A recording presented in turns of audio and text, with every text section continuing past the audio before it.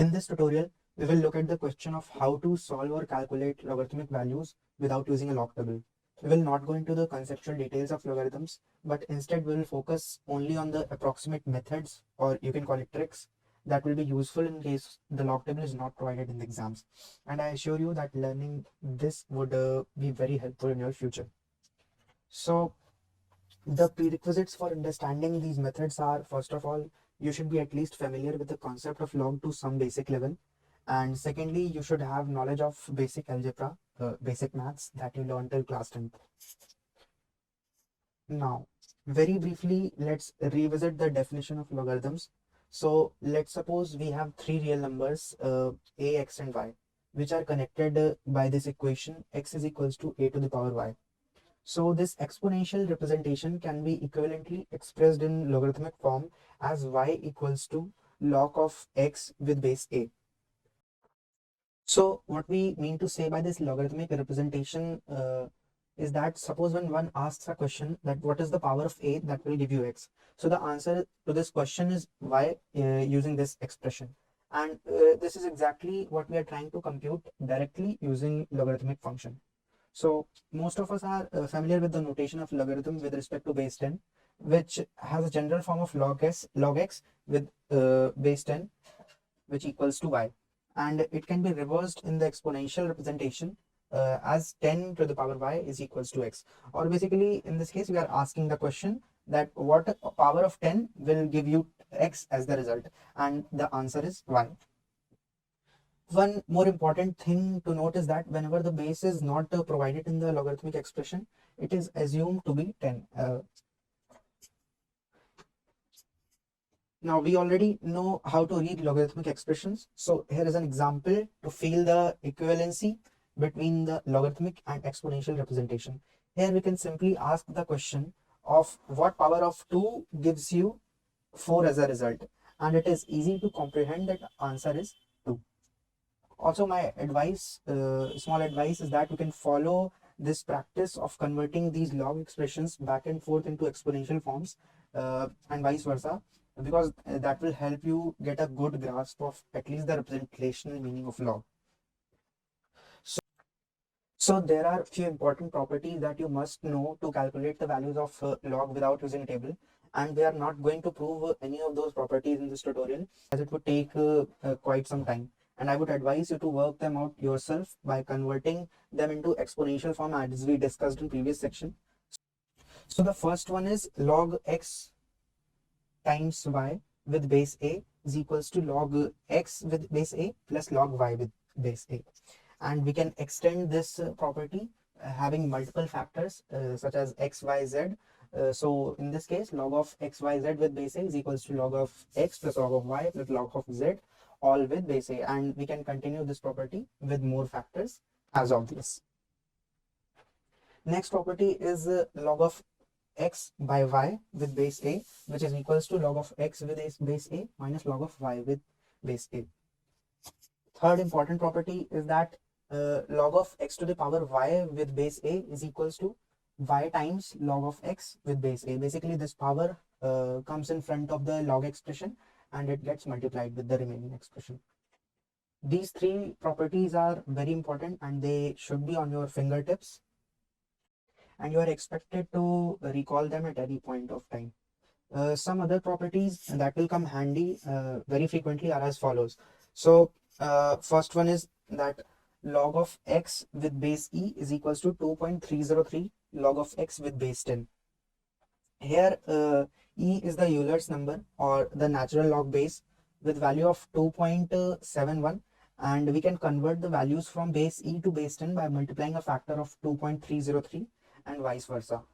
Also note that wherever there is an expression of ln x instead of log x, then it means that the base of the log is natural base e. Next property is that whenever base and the number of which you are trying to compute the log are same, as in this case it is the base is 10 and the number of which we are trying to compute is 10, and similarly here e and e. So whenever this happens, the resultant value is always 1. Nextly, what the log value of 1, whatever the base is, here a is representing a general base, it can be any base, but the log of 1 would always be 0 in all the cases. Again, proving all these properties is very easy. You just have to convert these log expressions into exponential expressions, and you will see for yourself that this is what you learned in class 7th, 8th or 9th. So before looking into the methods to calculate log of any arbitrary decimal or floating point number, we have to know that we need to learn 3 or 4 values to start with. So you should know the values of log 2, log 3, log 7 and log 11 at the very least. And these are the detailed values, and on the right hand side you can see the approximate values of these 4 numbers, and you should remember these values to go into the calculations.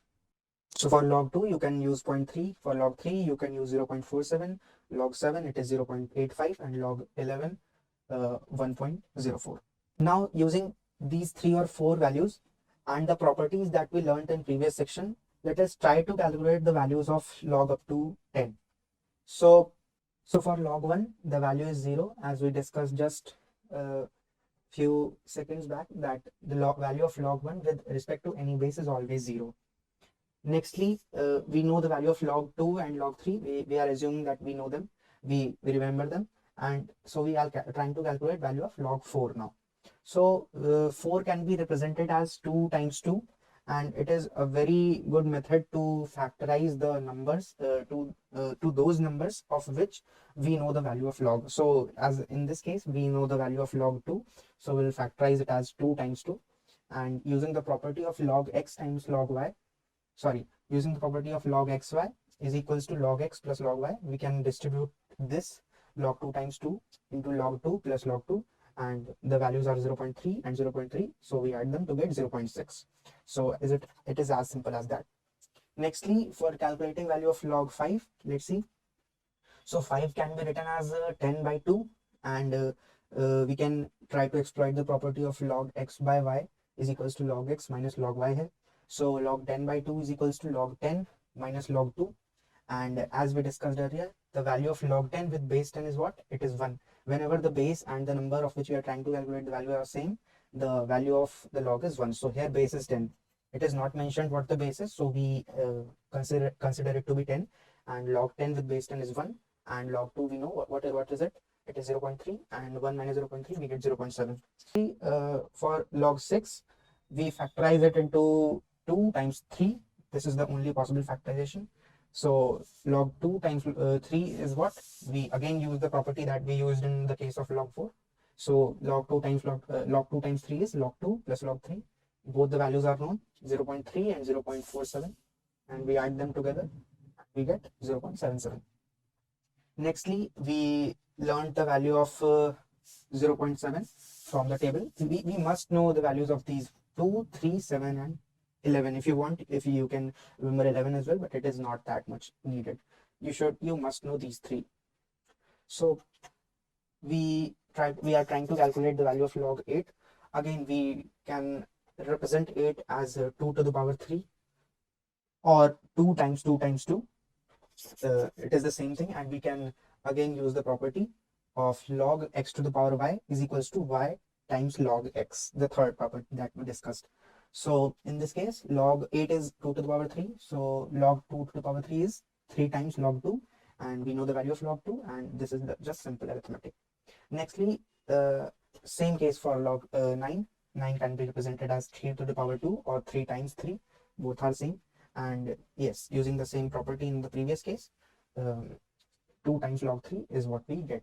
2 times 0.47, 0.95 or 96.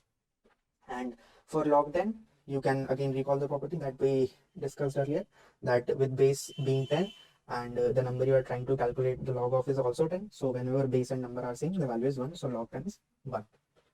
So using the properties that we discussed and 3 values that we learned, we can see that we can derive other values just by some analysis of their factorization. Now it's good to have the values of up to log 11 on your fingertips, but knowing the basic 3-4 values like that of log 2, log 3, log 7 and maybe log 11 would be sufficient, and they will instinctively come into your mind with some practice. but you must remember the properties and how to use them. Without the properties, you will be unable to find any of the values that we discussed or that we are going to discuss right now. So for those who are interested in the mathematics, here is what the graph of log x versus x looks like.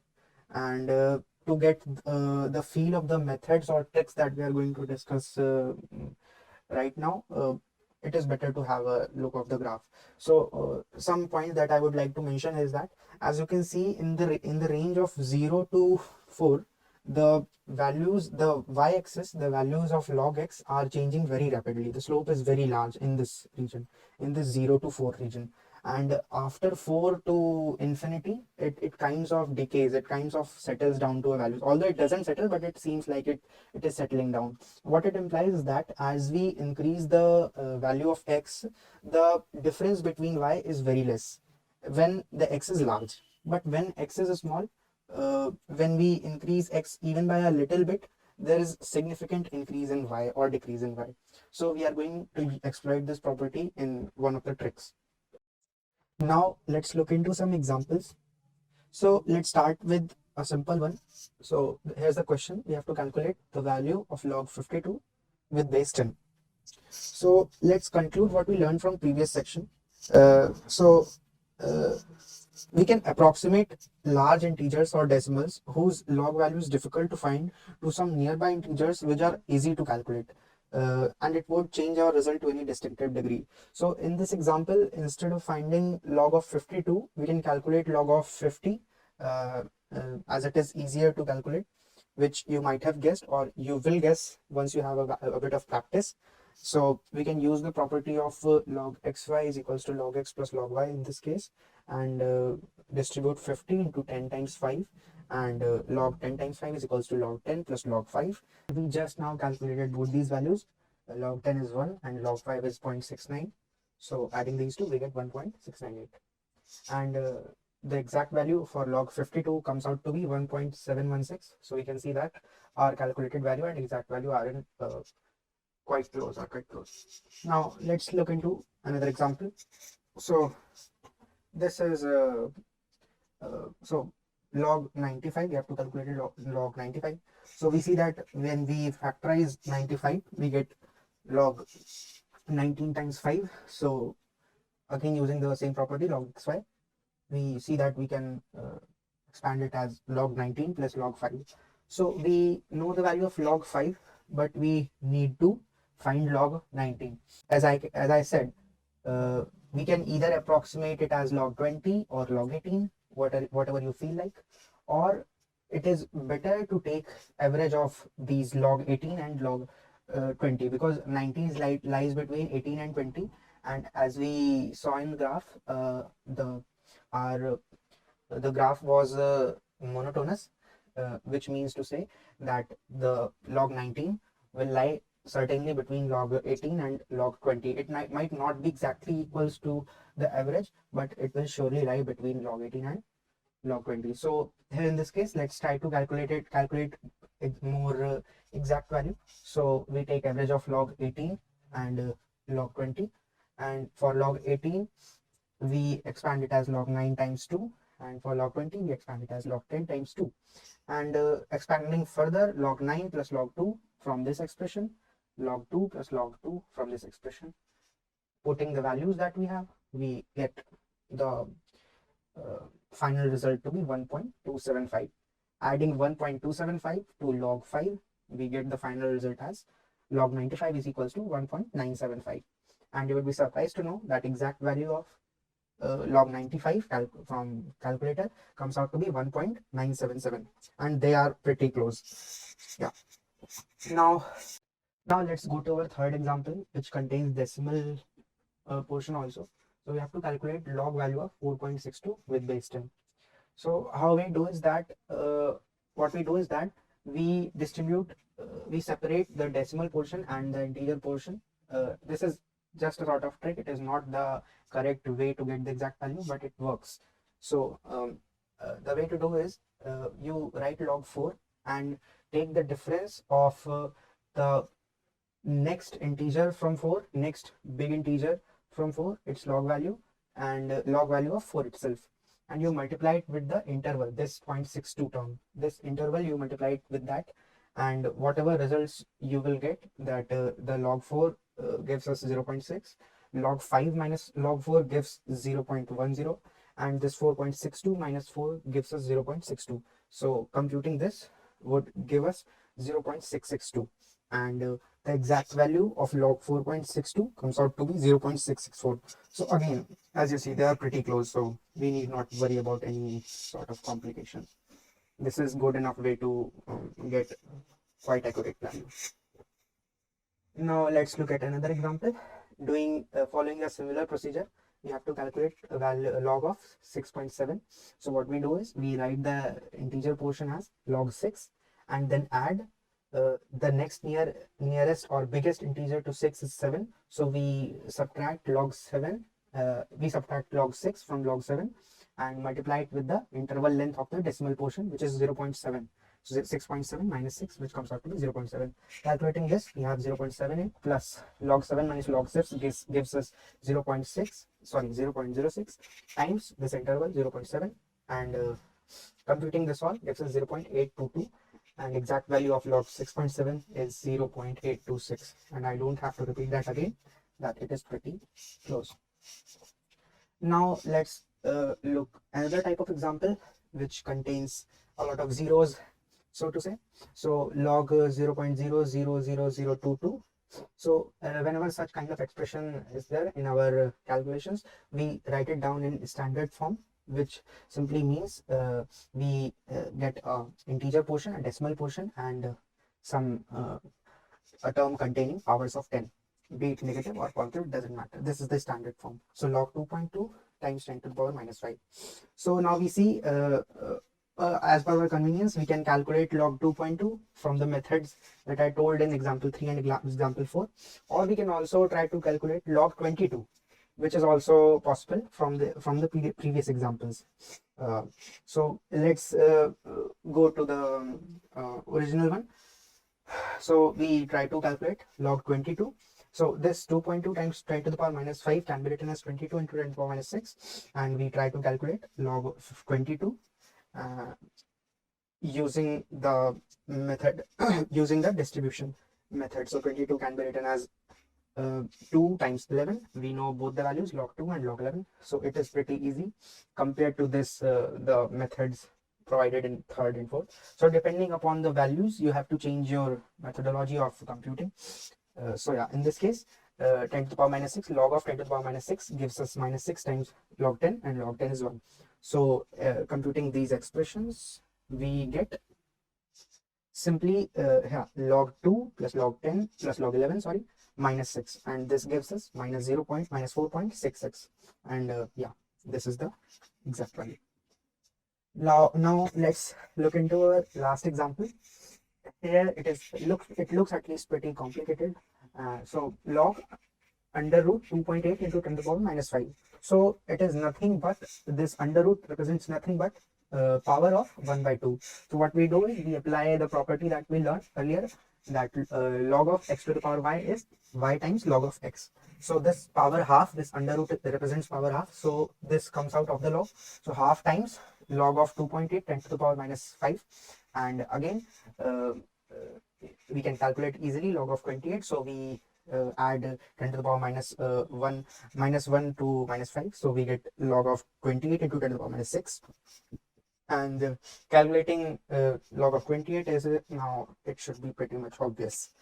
So first you have to factorize, so you will get 2 into 2 into 7, 2 to the 4 times 7 is 28, and distribute it again like all the time that we did earlier. So log 2 plus log 2 plus log 7 minus 6, and finally you will get minus 2.275, which is very close to the exact value. So these are the few methods through which you can calculate pretty accurate values of logarithms, and yeah, here's a reference or a practice sheet which I recommend that you should all solve to get command over the intuition. And also remember that you can't get over it without practice. So yeah, just watching the lectures won't help. You have to work your hands. So please get your hand over it, and this will make you feel confident taking the exams. And also, if you're able to solve the log values that are given in the sheet and are curious to know about the mathematical need, that why do we need logarithms and what are the concepts that are behind logarithms, then you should ask it on the WhatsApp group, and yeah, your class teacher will reply about that. And tutorial for anti-logarithms will be provided after looking at the response from the class of this tutorial, and which may be tested through a very short quiz. So yeah, all the best.